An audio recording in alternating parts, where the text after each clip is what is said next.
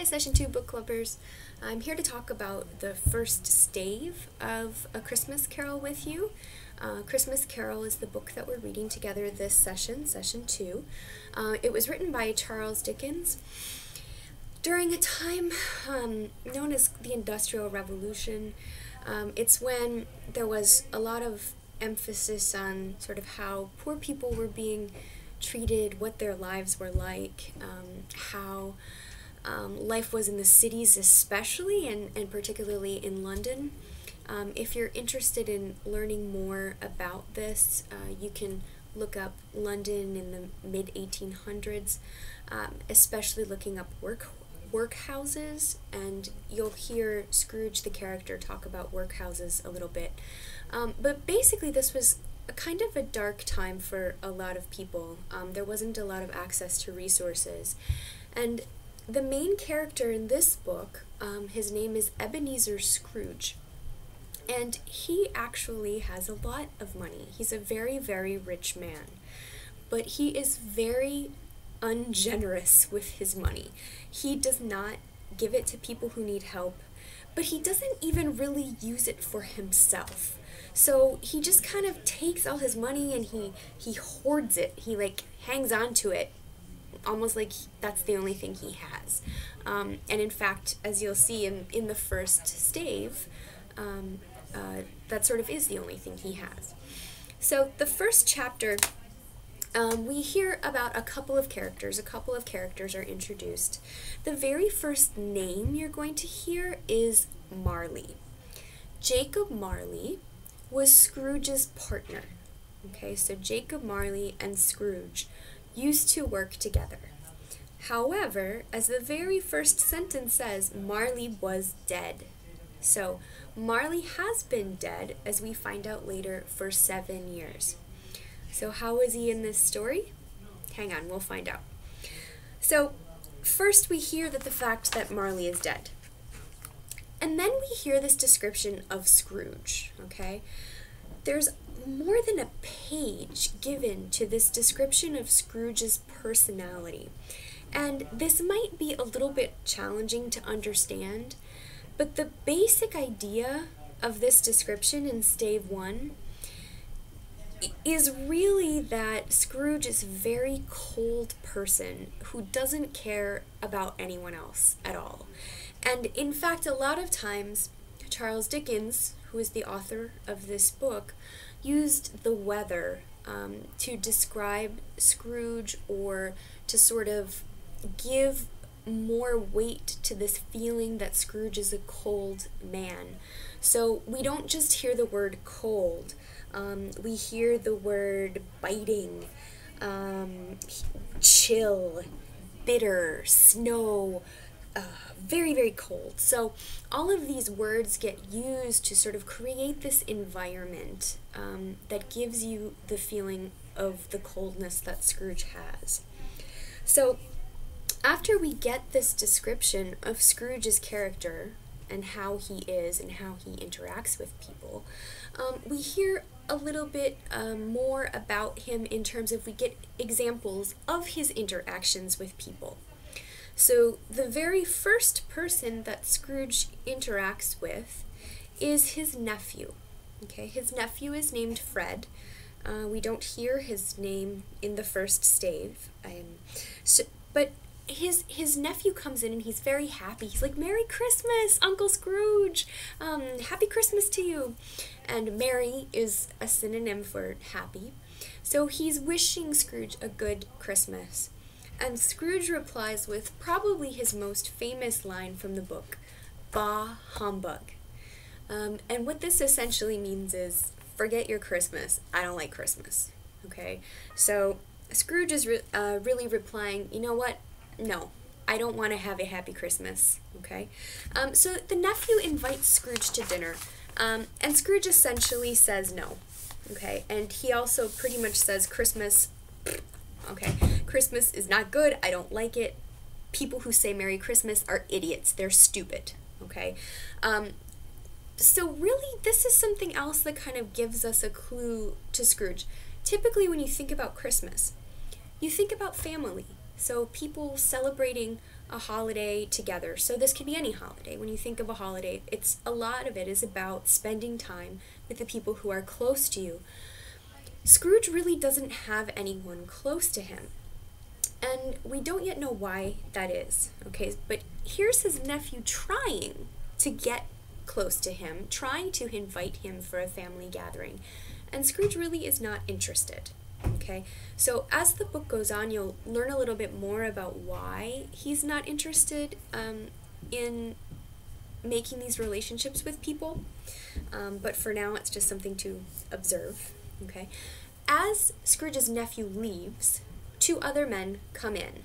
Those two men, whose names are not necessarily important, they are coming in to ask for money for a charity, for poor people. How do you think Scrooge is going to respond to this? Okay, so you've already read Stave 1, maybe at this point. You might know Scrooge really does not have a positive reaction. Okay, so he basically says, I already pay taxes. There are prisons. There are workhouses. Okay, we already talked a little bit about workhouses. That's where the poor people can go. Enough. I don't need to do anything else for them. Okay? So he's basically saying, I don't want to help poor people. And I also believe I'm already helping because I pay my taxes, and those taxes support the prisons and the workhouses. So this is just both of these interactions, both with the nephew and with the two men collecting for charity, really show you how little Scrooge cares about other people. He does not care about anyone except himself. Okay? And after this, the two gentlemen leave. Okay? And then we see that the shop is kind of going to close. And we find out that this is the day before Christmas Eve. And Scrooge finally talks to his clerk. His clerk, whose name we don't learn yet, but you will, his clerk is named Bob Cratchit. Bob Cratchit is kind of the opposite of Scrooge. He's a nice man. He has a family. He shows love and affection very easily. But Scrooge tries to say, you know, you really should not get this holiday off. I don't see why I should have to pay you when you're not working. But he allows him to take one day off for the holiday, and that's it. And that's the only day that Bob Cratchit gets off all year. So pretty much he works every other day. There are no other holidays for this poor guy working in Scrooge's office.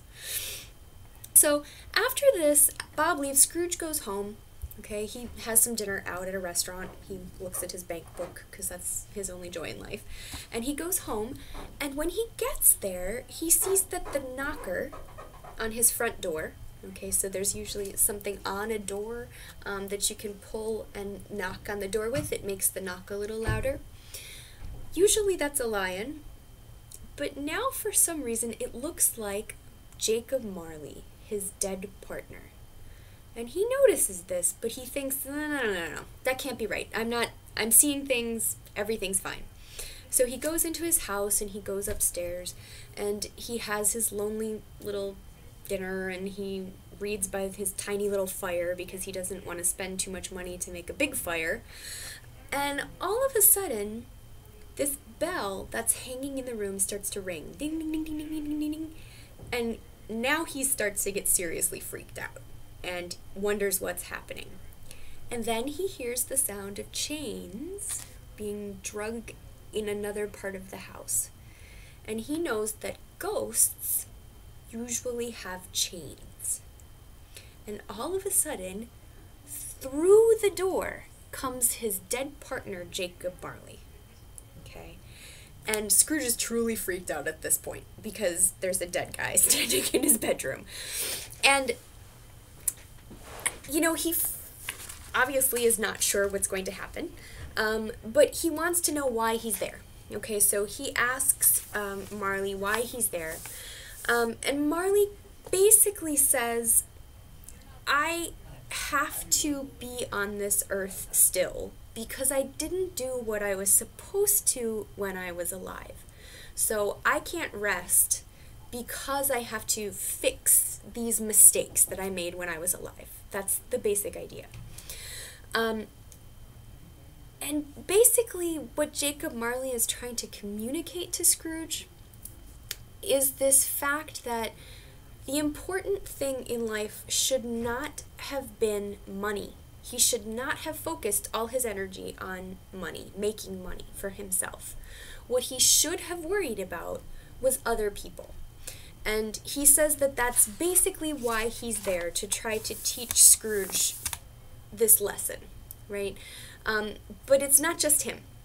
So the way Scrooge is going to learn this lesson is that he will be visited by 3 more ghosts.